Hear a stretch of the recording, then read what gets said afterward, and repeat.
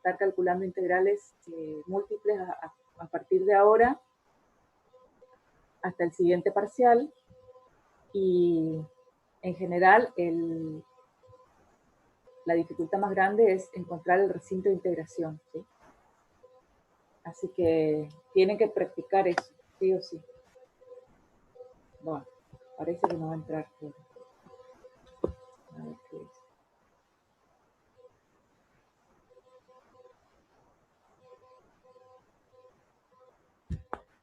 Bueno, yo les voy a compartir, la verdad es que me avisó hace un minuto que tenía que dar la clase, así que les voy a compartir el libro, vamos a mirar el libro todos y vamos a estudiar del libro. Profe, Sí. ¿qué páginas serían el Larson, este tema que estoy buscando? En el Larson. Yo ahora voy a abrir el Stewart porque me gustó más el Stewart en este tema, ¿sí? Pero el Larson está en la página sección 14.5, área de una superficie.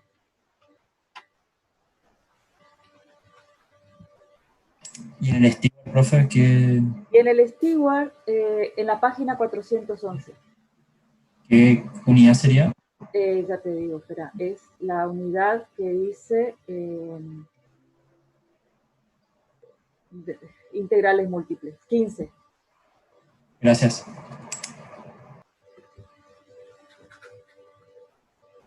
Bueno. Por acá. Yo tengo que, cada vez que ustedes escriben, tengo que abrir el chat porque se cierra cuando... Ah, ahí está. Ya contesté todo, ¿no? Mariano, creo que te contesté las dos cosas. Bueno. Sí, profe, sí. El tema es el siguiente. Nosotros vamos a calcular áreas de superficies, pero para hacerlo bien general, digamos que nuestra superficie es, en cada punto de la superficie se aplica una función f de x y z, o g, mejor dicho, porque acá dice f para la superficie.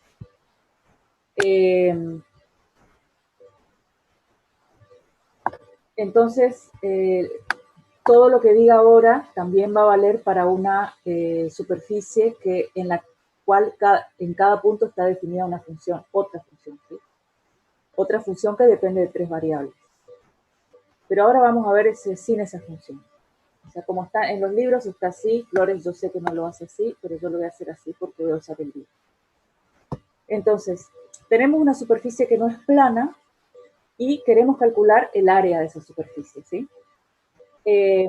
Para calcular el área de una superficie vamos digamos, a acudir o a recurrir al mismo método de Riemann. Es decir, la idea es cubrir esta superficie con planitos o digamos, rectángulos planos, por supuesto, lo suficientemente pequeños como para cubrir toda la superficie, y una vez que calculo el área de cada uno de los rectangulitos, tengo el área de la superficie, ¿sí? En la suma.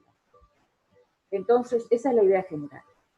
Entonces, lo que hacemos es, en realidad tenemos una superficie, esa superficie proyecta un recinto de integración en el plano XY, y ese recinto lo vamos a subdividir en rectángulos que ya sabemos no necesariamente tienen que ser iguales. Entonces, cada rectangulito que tiene dimensiones delta X, delta Y, genera, digamos, una especie de rectangulito acá, también curvo, arriba de la superficie, ¿no? Que se ve acá, uno que está un poquito más azul, digamos. Más celeste oscuro. Y cada uno de esos rectangulitos curvos tiene por encima un rectángulo, que ¿quién sería este rectángulo?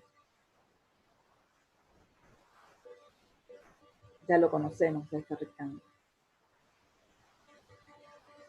¿Quién estaría pegadito en la superficie en cada lugar?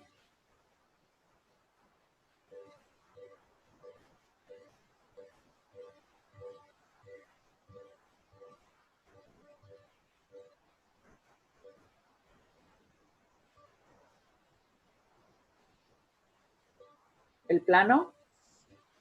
¿Qué plano estaría ahí? ¿El plano tangente, profe? ¿Qué plano tangente? El plano tangente nos sirve, digamos, para cubrir esta superficie con rectangulitos que son todos planos. Y nosotros ya sabemos calcular área de un rectángulo plano, ¿sí? Se hace por altura y listo. Entonces, tenemos que ver cuáles son los lados de este rectángulo, nada más. A ver si puedo correr esto.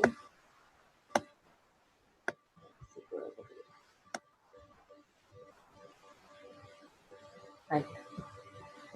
Bueno, Flores no va a entrar, así que ya seguimos adelante.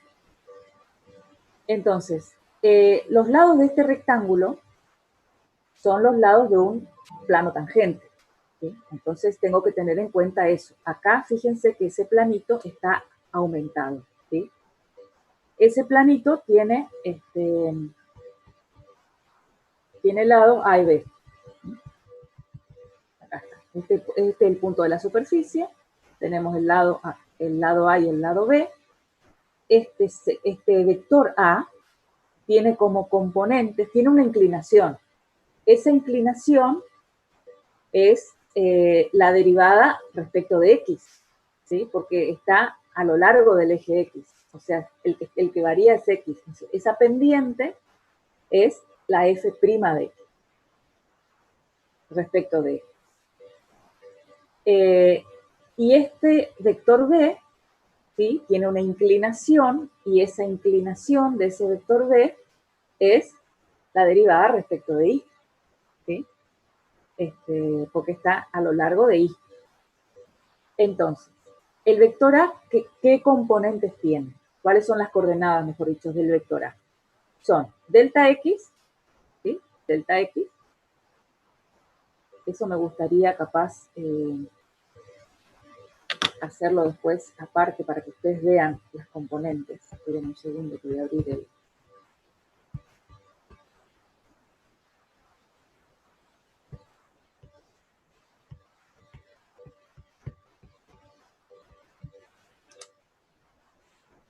Tenemos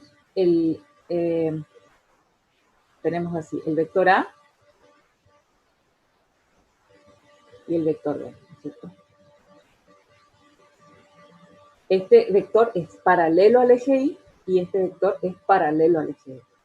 Entonces, lo que yo les quería mostrar es esto. Que acá formo el triángulo rectángulo.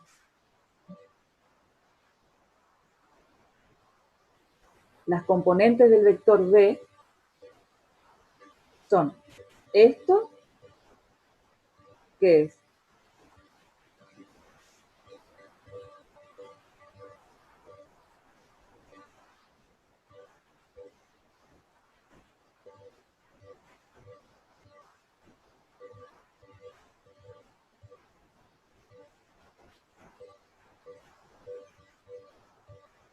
esto está en la dirección de Y.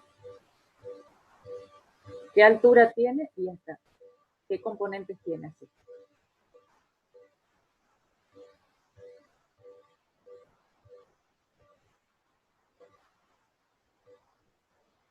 Eso es un vector, ¿eh? No estoy hablando ni de análisis matemático siquiera.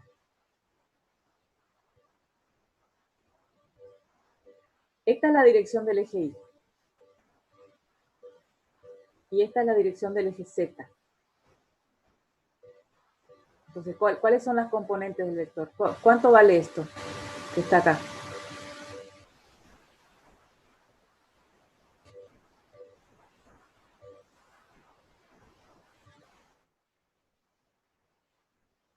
Bueno, esto es delta I. Esto es delta I. ¿Sí? Fíjense, bueno, esto es delta I, ahora nos fijamos. Esto es delta I, y esto de acá arriba, ¿qué es?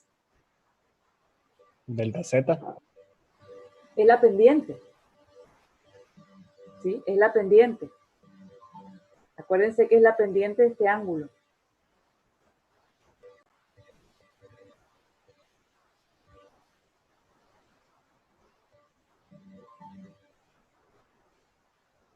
Vuelvo al libro.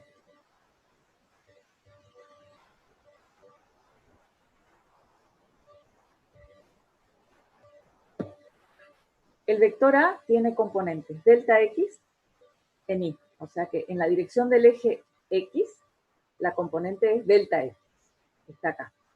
¿Sí? Imagínense este vector acá. Y la componente en K es la derivada de Y, la derivada de X por delta X. Fx por delta X. Es este segmento. ¿Por qué? Eso es geometría nomás. Fíjense, si yo tengo esto, esta es la pendiente, ¿sí? Del ángulo.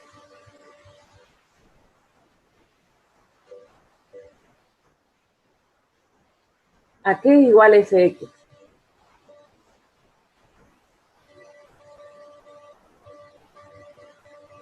Es la pendiente de esto, ¿no? Es la tangente, ¿están de acuerdo? Estamos viendo el libro. Profe, Están viendo el libro. Ah, perdón. Sí. Perdón.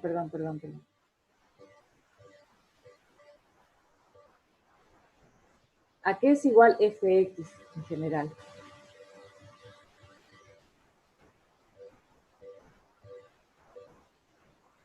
¿Están de acuerdo que es esto sobre esto?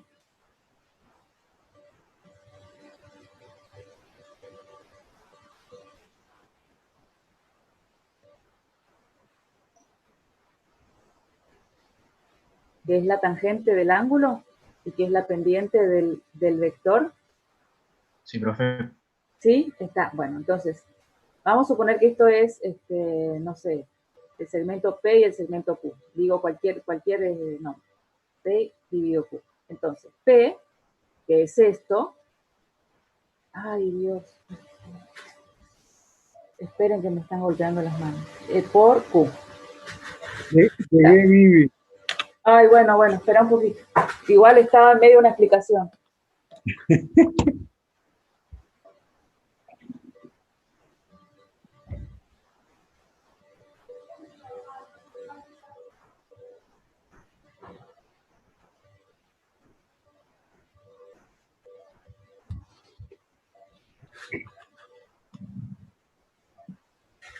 César, ¿Sí? bueno, pudiste, veo. Es un desastre esto. No, vos sos un desastre, porque en realidad pones mal la clave para mí. No existe eso. Bueno, No, es un problema del servidor de la facultad, con las identificaciones. Voy a abandonar Zoom y voy a utilizar Meet. Con Meet yo no tengo problema. bueno, escúchame, César. Bien. Estábamos empezando recién, ya hicimos, digamos, hablamos de la partición de la superficie ahí arriba. Bien. Y estábamos en comprender, ya entendimos que este es el plano tangente, un pedacito del plano tangente, y estábamos en vías de comprender por qué las componentes de A y de B son las que son. Correcto. ¿Sí? Eso si querés cortar ahí, atender tus cosas y yo lo sigo desde ahí. Bien. No hay problema. Bueno.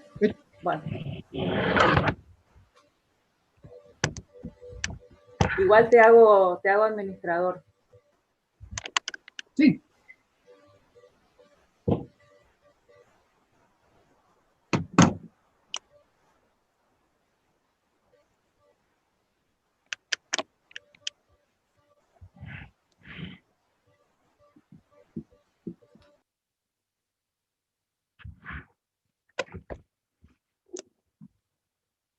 ¿Cómo está la gente? ¿Todo bien?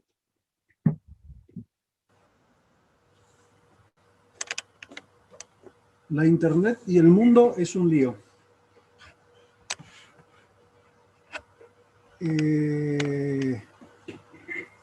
Bien, gente, lo que estuvieron viendo con la profesora Viviana, de alguna manera es una forma de considerar el problema del cálculo integral. Fíjense que hasta ahora nosotros vinimos abordando distintas posibilidades, por así decirlo, ¿no es cierto? Y el día de hoy, la idea es trabajar con campos escalares de 3 variables, ¿no es cierto? Es eso lo que, eso creo que les quedó claro, ¿no es cierto? ¿Puede ser? Y en definitiva, la posibilidad de que este campo escalar esté definido obviamente por 3 variables hace de que las posibilidades geométricas que existan son varias. Una de ellas es la de considerar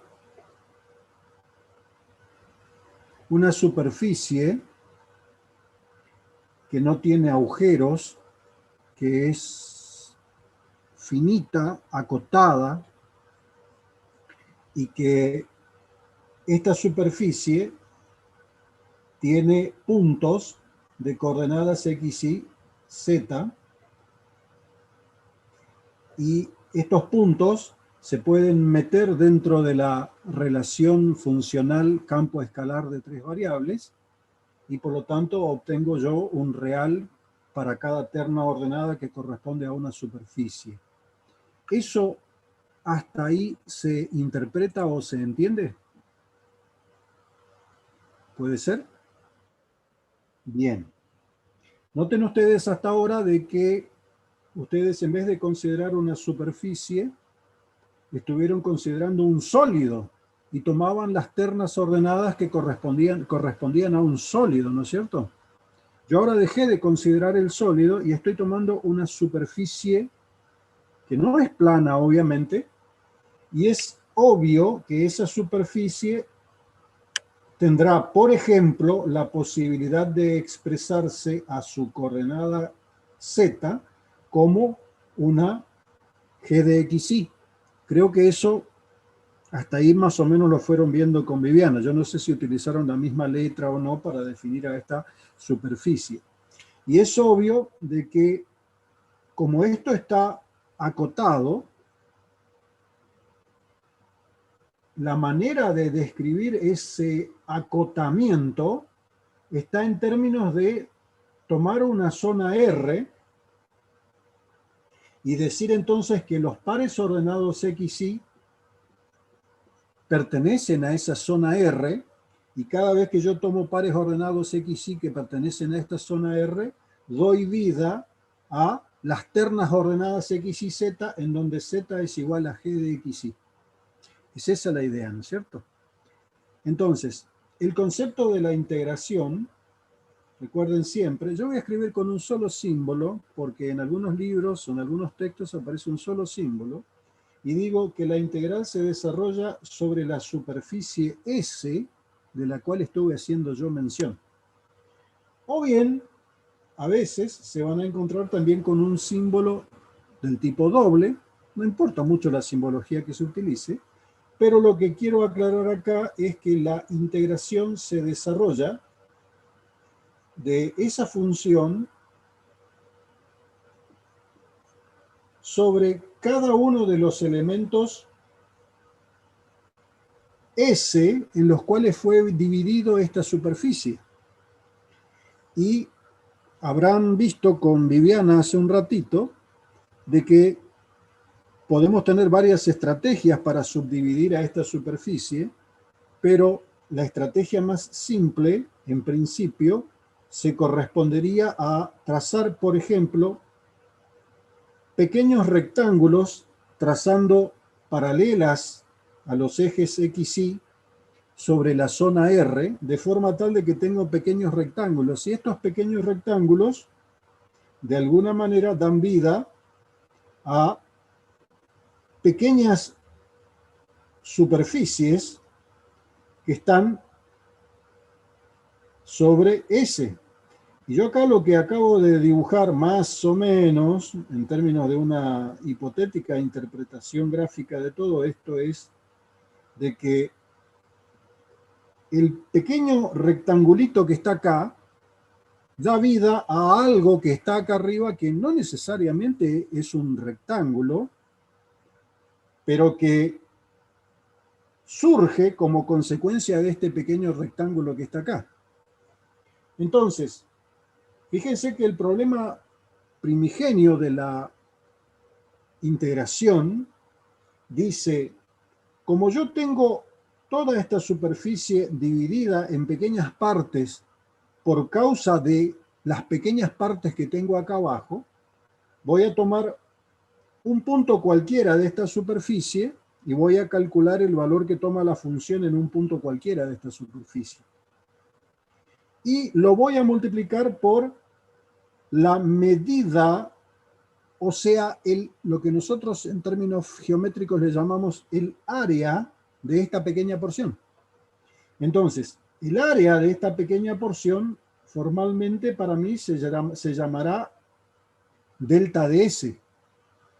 Y es obvio de que, o es evidente que ese delta de S surge como consecuencia de esta pequeña área que formalmente ustedes la pueden medir si se trata de una forma rectangular como el producto delta de X por delta de Y, ¿no es cierto? Entonces, el objeto de esta cuestión está en relacionar esta pequeña zona, la medida de esta pequeña zona, con la medida de esta pequeña zona. Es esa la idea. O sea que lo que estoy por decir yo acá es que delta de S será igual a algo que todavía no sé, multiplicado por delta de X por delta de Y. Es eso lo que estoy de alguna manera intentando deducir. Y eso es lo que ustedes estuvieron viendo hace un ratito con la profesora Viviana, en términos de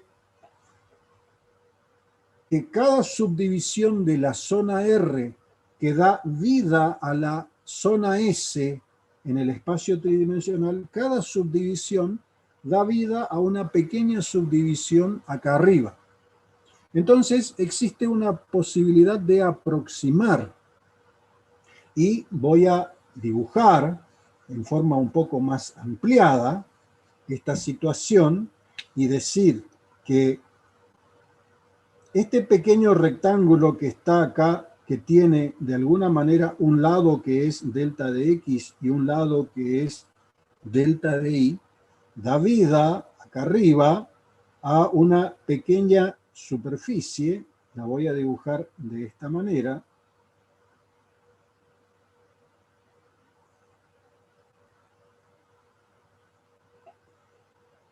Y esto que está acá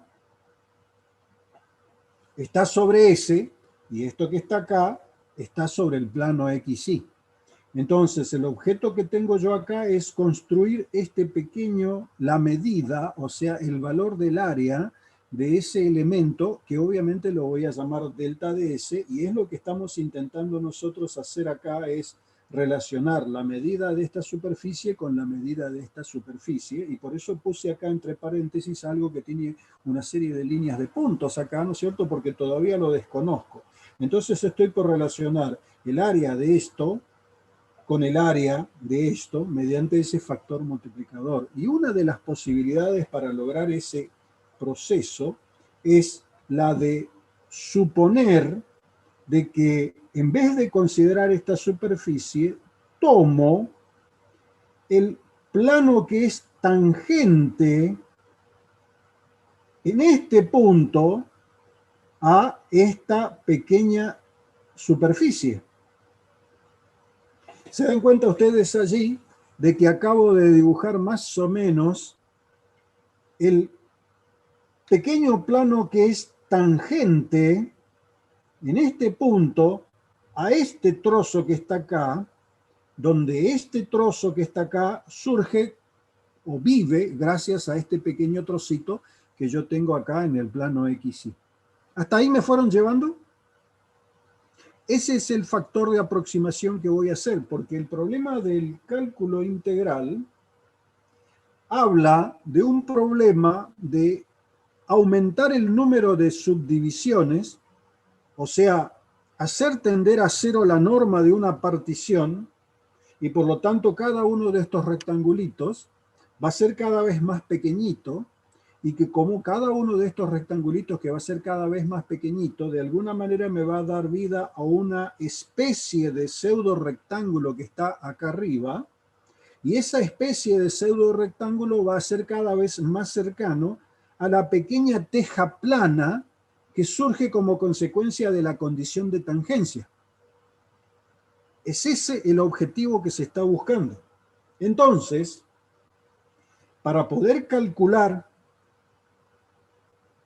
el área de esta pequeña parte, lo que tengo que hacer yo es descubrir la medida de este segmento, expresarlo en términos vectoriales, y luego, cuando lo conozca yo en términos vectoriales, de alguna manera tratar de deducir la medida de esta pequeña teja tangente a esta superficie que está un poquitito más abajo y decir que aproximo la medida de esta superficie de la tangente a la medida real de este objeto que está acá, que va a ser tanto más verdadera, tanto más pequeño sea el rectángulo que da vida a todo lo que estuve describiendo. Esa es la idea que está aparejada o enganchada con esto. Este pequeño vector que está acá, voy a borrar esto, este pequeño vector que está acá, noten ustedes que está viviendo según una condición paralela al eje X y que tiene una componente según el eje Y que es nula. O sea que este pequeño vector tendrá una componente según el eje X igual a delta de X, una componente Y igual a 0 y una componente Z que la voy a medir en términos de la condición de la tangencia. Y la tangencia estará dada por la circunstancia de calcular la derivada parcial de g respecto de la variable x en este punto y multiplicarlo por delta de x. De alguna manera, allí yo tengo las tres componentes de ese vector y este pequeño vector que está acá, que está ubicado en cuadratura a este que está acá, tendrá una componente según el eje x igual a 0, una componente y igual a delta de y, y una componente sobre el eje z que va a ser igual a la derivada parcial de g respecto de y multiplicado por delta de y, obviamente en el punto de tangencia que estoy considerando. ¿Se pudo más o menos entender el objetivo que estuve tratando hasta ahora, que es la de encontrar las componentes de estos dos vectores en relación a la superficie que está dada, recuerden ustedes, por una función g de xy, ¿no es cierto? Que es una parte de g de xy delimitada por la parte r que tengo acá abajo, me va a dar vida a lo que yo hoy tenía representado gráficamente, que era la superficie S, sobre la cual se iba a desarrollar el problema de la integración. ¿Se entendió eso hasta ahí o no? Bien. Ustedes recordarán de que el producto vectorial de estos dos vectores, este y este, da como vida a un vector que tiene la condición de ser perpendicular al plano que conforman ambos vectores. Y el plano que conforman ambos vectores contiene a esta pequeña teja tangente que yo utilicé como aproximación. Y es obvio de que hay un vector que va hacia arriba y un vector que va hacia abajo. Cualquiera de los dos es una cuestión de signo.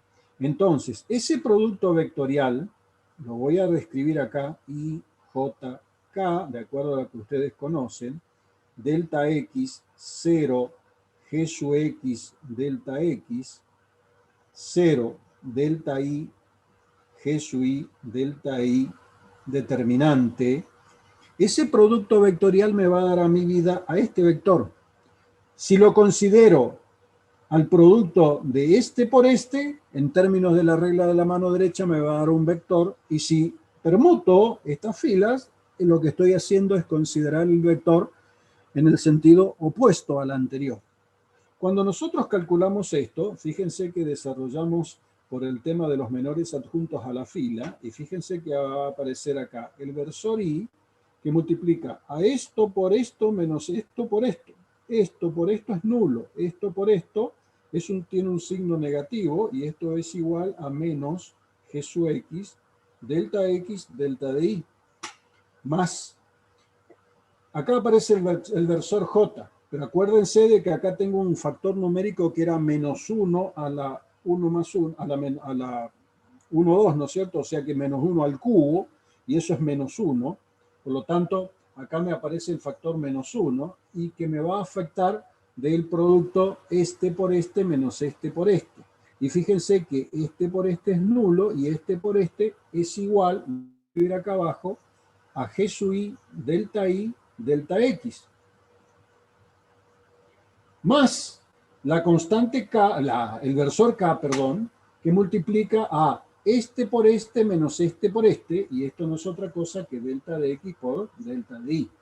Si yo lo arreglo a esto, me lo miro a esto, fíjense que aparece menos g sub x versor i, menos g sub i versor j, más 1, todo multiplicado por delta de x por delta de y, porque el escalar delta de x y delta de y es común a todos, ¿no es cierto?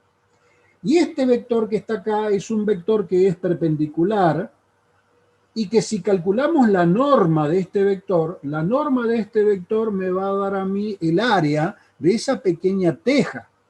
Y si yo calculo la norma de este vector, como esto que está acá es un escalar, se sale afuera de mi cálculo, y el producto escalar va a tener la forma, la norma, perdón, va a tener la forma g sub x al cuadrado, fíjense que el signo negativo desaparece, g sub i al cuadrado más 1 elevado al cuadrado, que no lo escribo como 1, raíz cuadrada delta de x delta de y. O sea que, de alguna manera, acabo de descubrir la receta de lo que venía hablando yo anteriormente, y decir que la parte delta de S se aproxima a la parte esta que está acá por un factor multiplicador que es esto que está acá. G sub x al cuadrado más g sub i al cuadrado más 1, raíz cuadrada, delta de x, delta de y. Y tanto más pequeño sea delta de x y delta de y, tanto mejor será la aproximación. ¿Y eso qué significa? Voy a borrar nuevamente acá todo esto. ¿Esto qué significa? Esto va a significar lo siguiente. Este es mi eje Y, este es mi eje Z. Esta era mi superficie S. Acuérdense que la superficie S, esta que está acá, está definida de alguna manera por las ternas ordenadas X y Z, con la condición de que Z sea igual a G de XY, y con la condición de que los pares ordenados XY pertenezcan a una zona a la cual yo llamé R, y esa zona R, de alguna manera, es como si fuese la sombra de este paraguas que está acá arriba. Entonces, dije yo que cuando se produce la partición de esta superficie, una manera de obtener la partición de esa superficie es encontrar la partición de la zona R, y por causa de la partición de la zona R, obtengo yo una partición de la zona S, y cada elemento de la zona S tiene un área que se relaciona con este factor por el área de la zona R. Es eso lo que estoy diciendo. Y tanto mejor será la aproximación, tanto más pequeño sea delta de x y delta de y, y por lo tanto será la aproximación. Y estoy diciendo en definitiva lo siguiente, de que la integración sobre la zona S es equivalente a calcularla como una integral doble de la función f de xy, g de xy, porque fíjense que z es función de la variable x y de la variable y, porque así opté yo por la descripción de mi situación, Y si la voy a desarrollar sobre R, es porque tendré que tener en cuenta el factor de ajuste, vamos a decirlo de esta manera, que va a x al cuadrado más g sub i al cuadrado más 1, raíz cuadrada de x de y. Entonces, la integración de un campo escalar sobre una superficie S, donde la superficie S está definida por una función g de xy, por supuesto, y esa función g de xy está delimitada de alguna manera tomando una delimitación en su dominio en el plano xy. Entonces la delimitación en el dominio me da a mi vida a una porción de la superficie S, y la integración de este campo escalar sobre esta superficie es lo mismo que calcular la integración de este campo escalar tomando z igual a g de xy sobre la zona R, que es lo que tengo escrito yo acá. Veamos un pequeño ejemplo, aunque no lo concretemos. Supongamos que tenemos una superficie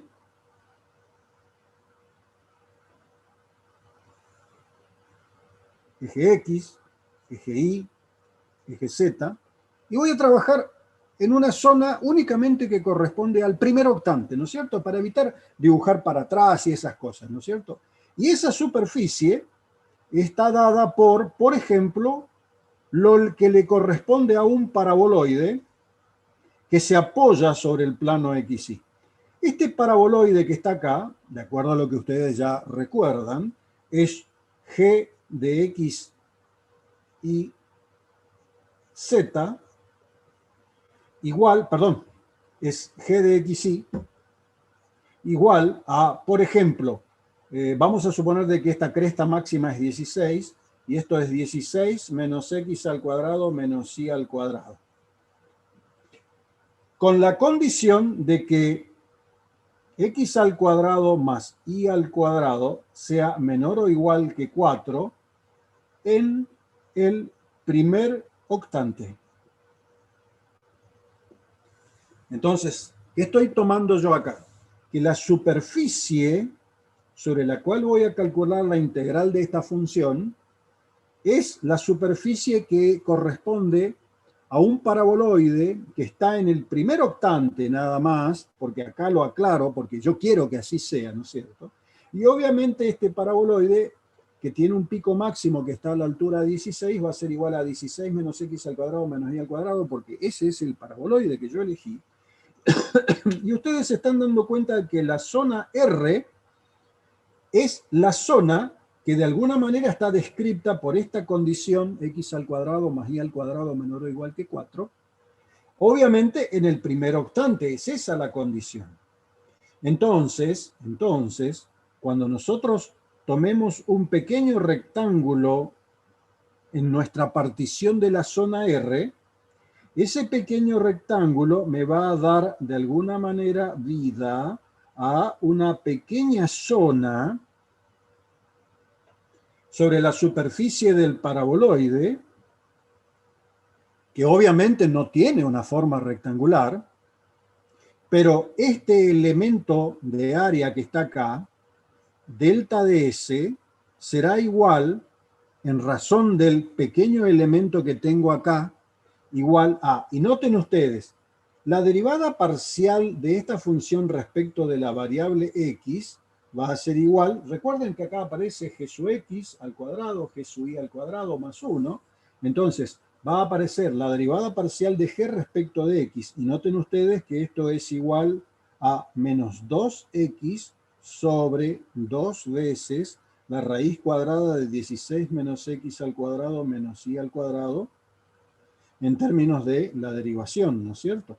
Pero recuerden de que este factor que está acá está elevado al cuadrado, fíjense, obviamente pueden cancelar los números 2, pueden cancelar el signo negativo, más la derivada parcial respecto de la variable y, que va a ser igual a 2i negativo sobre 2, 16 menos x al cuadrado menos y al cuadrado, raíz cuadrada más 1.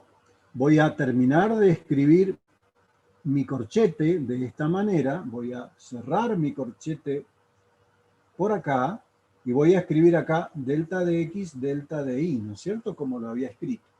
Es obvio de que acá esto se puede escribir cancelando todas estas cuestiones, obviamente simplificando un poco todo este lío, y esto va a ser igual simplemente a, bueno, 2 con 2 se va a cancelar, el signo negativo se va a cancelar por estar elevado al cuadrado, y me va a quedar acá x al cuadrado dividido, y fíjense que la radicación acaba de desaparecer, y nos va a quedar 16 menos x al cuadrado menos y al cuadrado, más, acá se va a cancelar el 2 con el 2, el signo negativo se va a cancelar, porque acuérdense que está elevado al cuadrado, y acá nos va a quedar y al cuadrado sobre 16 menos x al cuadrado menos y al cuadrado, en donde desapareció la raíz cuadrada, y este 1 que también está elevado al cuadrado, pero como es 1 me queda de esta manera. Y todo esto, de alguna manera, está dado por delta de x multiplicado por delta de y, ¿no es cierto?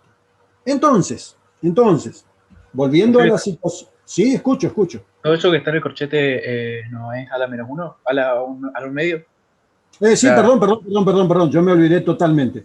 Totalmente de acuerdo contigo. Raíz cuadrada. Sí. Perdón. Acá está el símbolo raíz cuadrada. Sí, es cierto. Entonces, fíjense que yo no dije nada cuál es la forma que tiene f de x y z, ¿no es cierto? F de x y z ni siquiera me interesa, por así decirlo, pero supongamos que f de x y z, supongamos que es igual a la constante 1. Supongamos, fíjense que en vez de ser una función complicada de x, de y, de z, yo puedo pensar de que se trata de la función constante igual a 1. Entonces, ¿qué valor adquiere esta función sobre cada uno de los puntos de esta superficie? El valor 1, así está dado, ¿no es cierto? Entonces, ¿qué tengo acá? Que la integral sobre la superficie S que tengo declarada acá, de esta f de x y z, elemento de S, no es otra cosa que la integral sobre la superficie S de la pobre constante 1, elemento de S. Y fíjense que la integración es de la constante 1 sobre todos los elementos de S. Por lo tanto, ¿qué me va a significar esto en términos geométricos para este ejemplo? Que lo que estoy por calcular acá es el área de esta superficie, que descansa sobre esta zona R que tengo acá dando vuelta, ¿no es cierto? Que descansa sobre esta curva que está acá, ¿no es cierto? ¿Se dieron cuenta? Pero esto es un caso particular y simplemente les estoy endilgando una circunstancia de interpretación geométrica que no tiene por qué ser siempre así. Y esto, en función de lo que dije, es lo mismo que calcular sobre la zona R el factor constante 1, lo dejo escrito a propósito para que se den cuenta que estoy escribiendo f de x y por este factor que está acá. Obviamente este es un factor bastante largo, x al cuadrado más y al cuadrado, voy a escribir acá 16 menos x al cuadrado menos y al cuadrado más 1, raíz cuadrada, de x de y, ¿no es cierto? ¿Se dieron cuenta de esa pequeña situación? Escribí el denominador común acá para simplificar un poco mi nomenclatura. Y obviamente esto se puede seguir desarrollando. Se dan cuenta que si en vez de haber trabajado con f de x y z igual a la constante 1, acá yo tendría una estructura analítica que multiplicada por esto sería hasta de alguna manera desagradable en términos matemáticos porque podría probablemente ser un procedimiento complejo, ¿no es cierto? Pero independiente de lo procedimiento, yo simplemente quiero hacer referencia de que qué significación está teniendo para esta situación particular de ser f de x y z igual a 1 en el cálculo. En otras palabras, para este problema así como está dado, esto me estaría dando a mí la posibilidad de calcular la superficie de esta porción de este paraboloide, por la naturaleza de lo que estoy escribiendo. Bueno, y esto va a ser igual a la integral doble sobre R, y obviamente acá escribiré x al cuadrado más y al cuadrado más 16 menos x al cuadrado menos y al cuadrado dividido 16 menos x al cuadrado menos y al cuadrado raíz cuadrada de x de y. Y esto obviamente se puede simplificar acá, ¿no es cierto? Se va a cancelar x cuadrado con x cuadrado, y cuadrado con y cuadrado. Fíjense que el numerador queda igual a raíz cuadrada de 16, entonces eso va a ser igual a 4 dividido la raíz cuadrada de 16 menos x al cuadrado menos y al cuadrado, como lo habíamos planteado, ¿no es cierto? Entonces, de x de y, por supuesto. Ahora, yo acá estoy terminando de desarrollar esto, y obviamente yo no estoy diciendo de que esto sea fácil de hacerlo, yo simplemente estoy diciendo, fíjense, de que como la integral se desarrolla sobre R, y voy a dibujar bien R acá, en el plano XY, para que nos demos cuenta, fíjense que si este es el eje Y y este es el eje X, R no es otra cosa que una zona de esta naturaleza, noten ustedes que esto es R, en donde obviamente esto que está acá es x igual a 4, esto es y igual a 4, ¿no es cierto? Porque corresponde a la expresión de lo que estoy planteando acá, ¿no es cierto? Acá yo he cometido un error que creo que nadie se dio cuenta. Acá me olvidé de un cuadrado. Porque la intersección del paraboloide con z igual a 0 se corresponde a ¿cómo es? Esto que de lo que estoy hablando, ¿no es cierto? Acá, o sea, se corresponde a algo que tiene un radio 4, y yo me olvidé de escribir el 4 elevado al cuadrado acá. ¿Se dieron cuenta de ese pequeño detalle, no es cierto? ¿Sí? Está bien, correcto. Entonces, fíjense que acá puedo optar por las dos iteraciones posibles del cálculo integral. Entonces esto me va a quedar, por ejemplo, la integral con respecto a x entre 0 y 4, de la integral con respecto a y entre 0 y, obviamente me va a quedar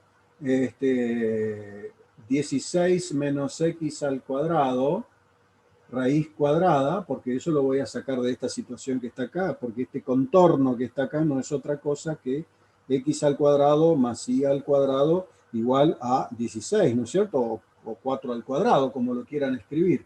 ¿De quién? De 4 sobre 16 menos x al cuadrado menos y al cuadrado raíz cuadrada de y iteración de x. ¿Se entiende? O podría haber hecho la iteración invertida. Bueno, esto no es una cuenta muy fácil de hacer, ¿no es cierto? Habría que ver los cambios de variables que tengo que hacer acá para encontrar la primitiva, o tener una tabla de integración más o menos buena como para ir peleando en todo esto, ¿no es cierto? Ahora bien, vuelvo nuevamente a la situación de lo que estuve pensando. Dije, tengo una superficie que se corresponde a lo que ocurre en el primer octante de un paraboloide de la forma 16 menos x al cuadrado menos y al cuadrado, raíz cuadrada.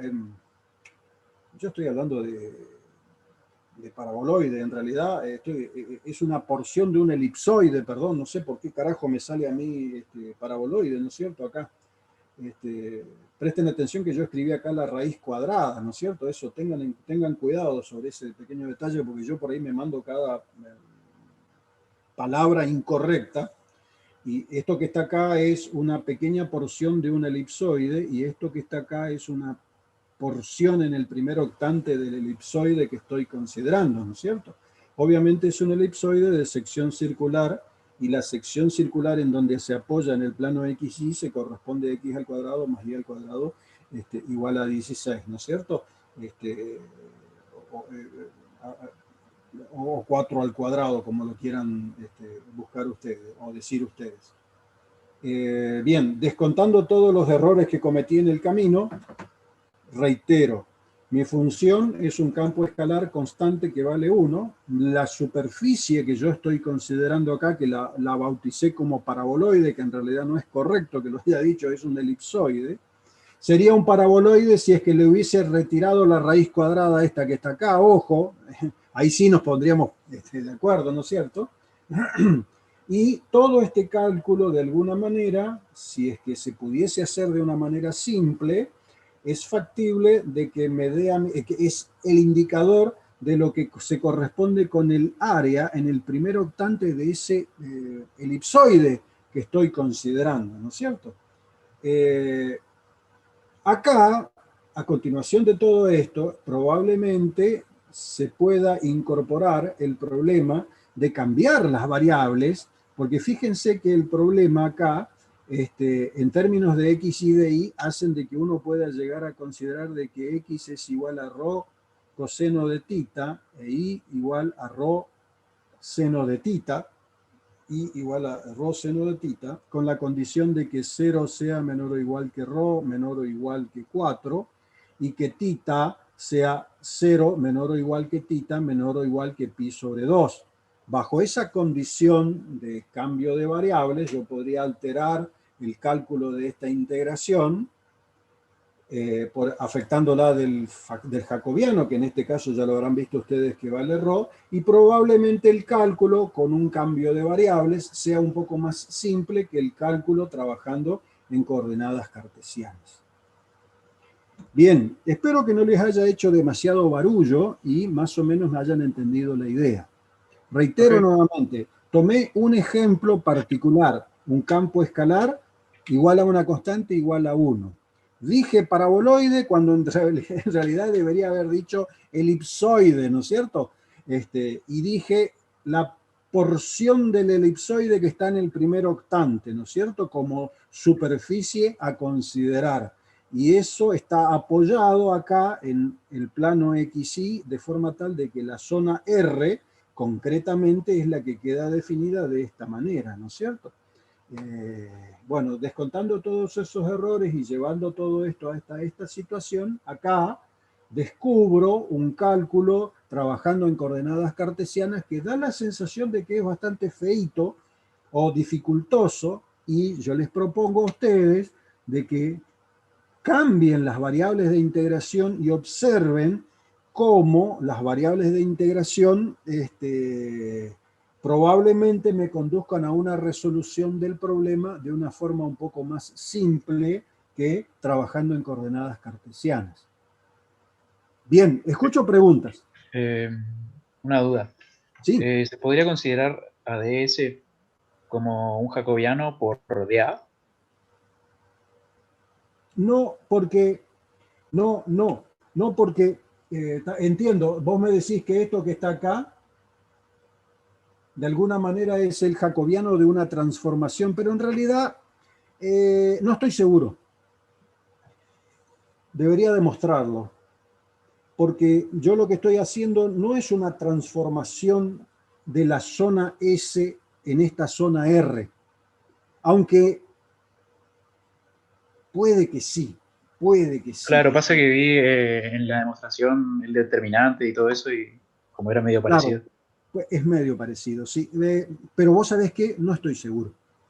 Voy a tratar de desarrollarlo, voy a verlo, y probablemente sí. Es muy probable que la respuesta a tu pregunta sea sí. Es muy probable. Y de hecho, de alguna manera, porque fíjate que lo que vos me estás diciendo suena bastante sensato y razonable, porque la razón está en términos de que a la superficie S, que nosotros consideramos a nivel teórico, de alguna manera la estamos relacionando con una zona R, y de alguna manera lo que estoy haciendo es transformar cada uno de los pares ordenados de la zona R en una terna ordenada X y Z allá arriba, ¿no es cierto? Por lo tanto, sí, va a ocurrir eso, exactamente va a ocurrir eso, ¿no es cierto? Porque fíjate que de alguna manera lo que estoy indicando yo acá es que de R a la 2 en el plano XY estoy saltando a R a la 3 acá arriba en el espacio tridimensional para definir cada uno de los puntos de la superficie, y por lo tanto sí podría ser pensado esto en términos de una transformación, y por lo tanto cuando intento yo volver hasta este lugar, como lo que hago en todo este proceso, sí aparece un jacobiano de la transformación, y lo más probable es que la norma del jacobiano de la transformación sea igual a este tema, a g sub x cuadrado más g sub y cuadrado más 1 raíz cuadrada. Es muy probable que así sea, es muy probable que sí. Sí, sí. Interesante tu comentario. Claro. Buenísimo.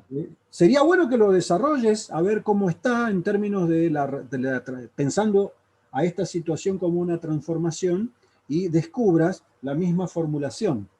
¿Sí? ¿Se entiende? Sí, sí, Fíjate gracias. fíjate que después nosotros a esta zona R, en el problema específico que lo consideramos, nos fuimos a un rectángulo. O sea, de la zona R nos pasamos a un rectángulo porque dijimos que X era igual a ρ coseno de tita e Y era igual a ρ seno de tita. O sea que de alguna manera, fíjate que fuimos haciendo una transformación en otra como para lograr que el cálculo de la integración sobre esta zona sea igual al cálculo de la integración sobre esta zona y sea igual al cálculo de la integración sobre esta zona. ¿Se entiende? O sea que en definitiva, Claro. sí, fuimos haciendo una especie de proposición de transformación, ¿no es cierto? Y la última, que obviamente no la desarrollé y que los invito a ustedes a que terminen de hacerlo, ¿no es cierto? Y sí, de hecho este va a ser el jacobiano de la transformación. Sí, sí, sí, sí. Va a ser el jacobiano. Sí, señor. Es así. ¿Alguna pregunta?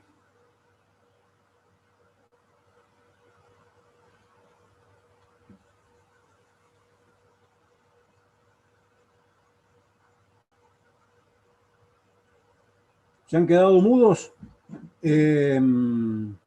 Por ejemplo, un problema, una sugerencia para que lo practiquen, sería, por ejemplo, calcule el área de un casquete esférico. ¿Está bien? El área de un casquete, el área del casquete esférico superior. Imagínense. Entonces yo pienso las cosas de esta manera. Acá tengo una simetría total en mi problema, ¿no es cierto? Y el casquete esférico, de alguna manera, yo me lo imagino como algo que está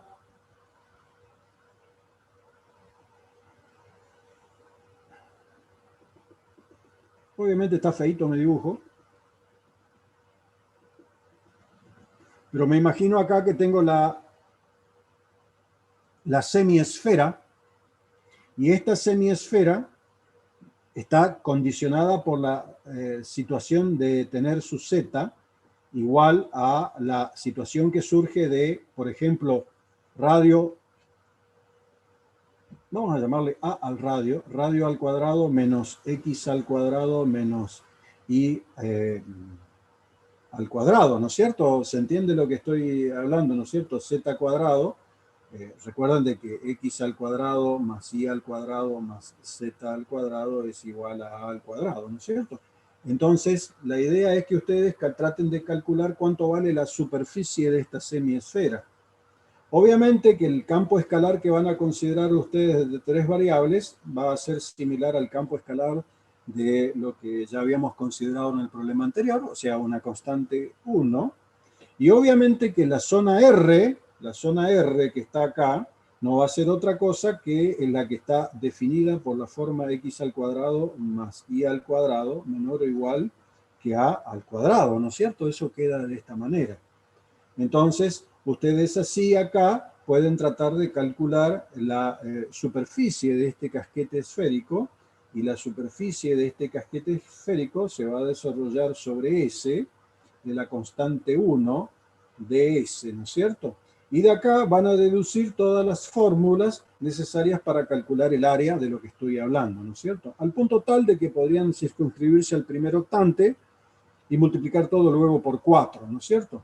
Eso es una sugerencia que lo pueden hacer. ¿Se acuerdan de que estuvimos hablando de el paraboloide?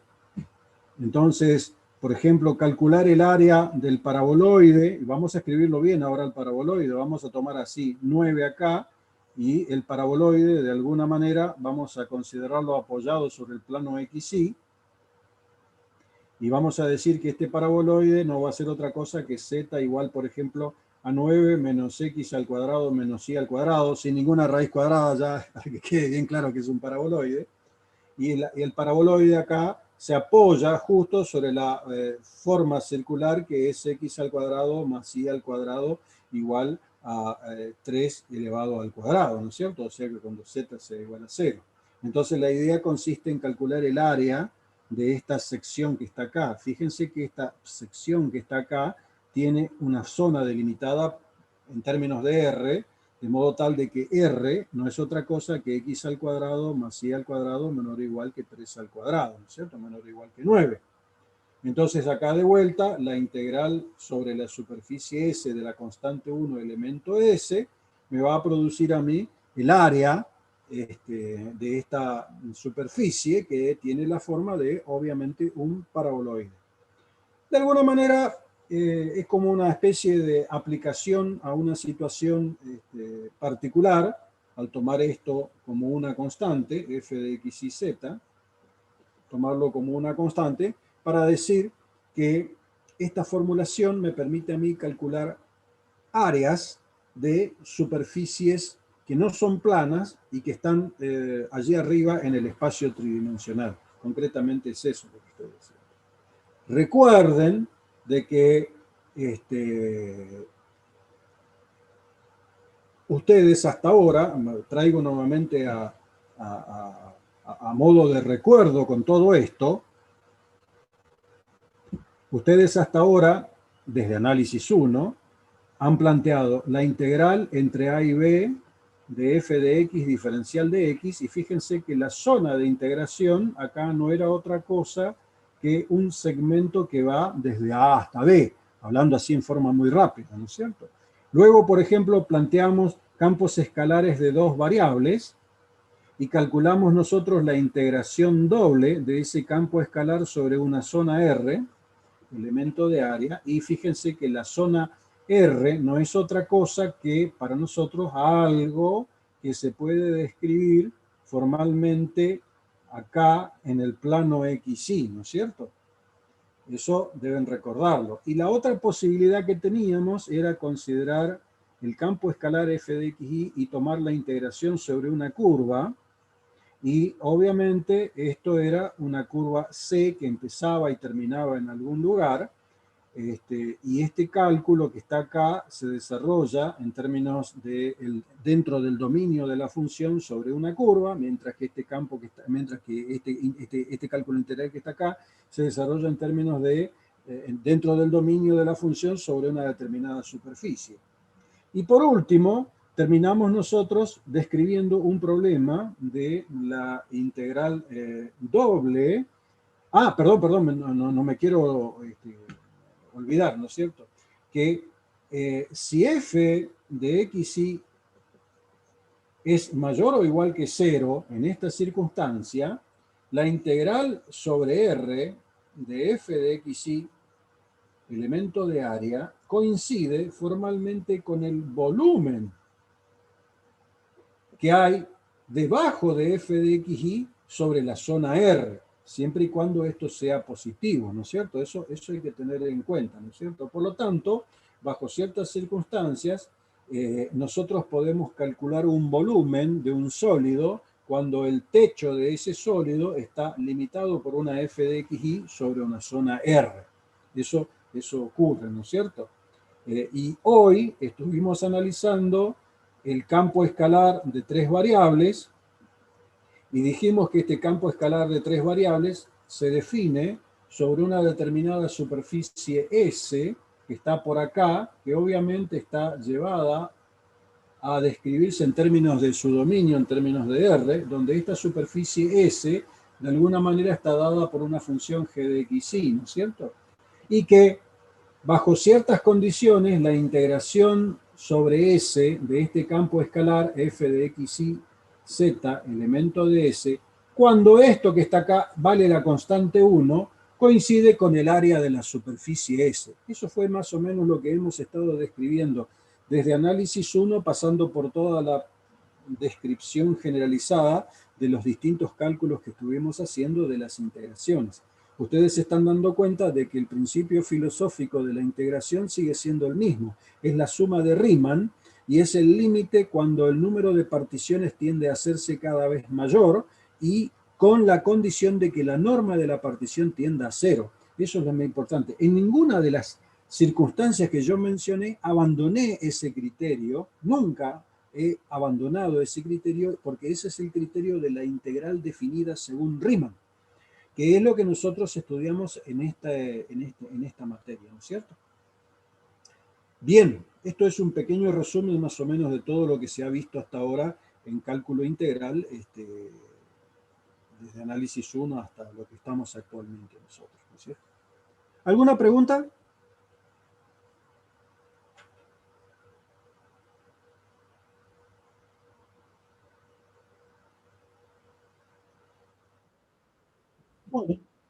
Bueno. Entonces, ahora dentro de un rato con Luciano van a practicar algunos problemas de esta naturaleza. Y bueno, fíjense, traten de más o menos desarrollar, fíjense. Es obvio de que lo más importante siempre está en representar gráficamente las superficies, definirlas claramente bien, ¿no es cierto? No hacer las pavadas que yo hice y que hablé de paraboloide, hablé de elipsoide, hablé de cualquier cosa, no se confundan. Y una buena representación gráfica en general nos da una idea bastante buena de cómo encarar el problema para definir los extremos de integración y esas cosas, ¿no es cierto? Y el chango que me habló de del jacobiano de la transformación, ¿cómo te llamabas vos, chango? Franco. ¿Cómo? Discúlpame. Hola, Franco. Franco, sí, mirá, estudiando el tema en términos del jacobiano de una transformación, Sí. y fíjate, y en todo caso, después, por ahí en la próxima clase podés hacer algún comentario. Me gustaría mucho de que lo analices bajo esos términos, ¿no es cierto? Sí. Dale. ¿A qué conclusión llegas? Sí, sería buenísimo. Sí. ¿Tu apellido cómo es? Ruiz. Franco Ruiz. Perfecto, sí, está. Bueno, la clase que viene nos vemos y ahora dentro de un rato se van a conectar con Luciano. Nos estamos viendo, muchachos. Dale, perfecto. Chaucito, hasta luego. Chau. Chao.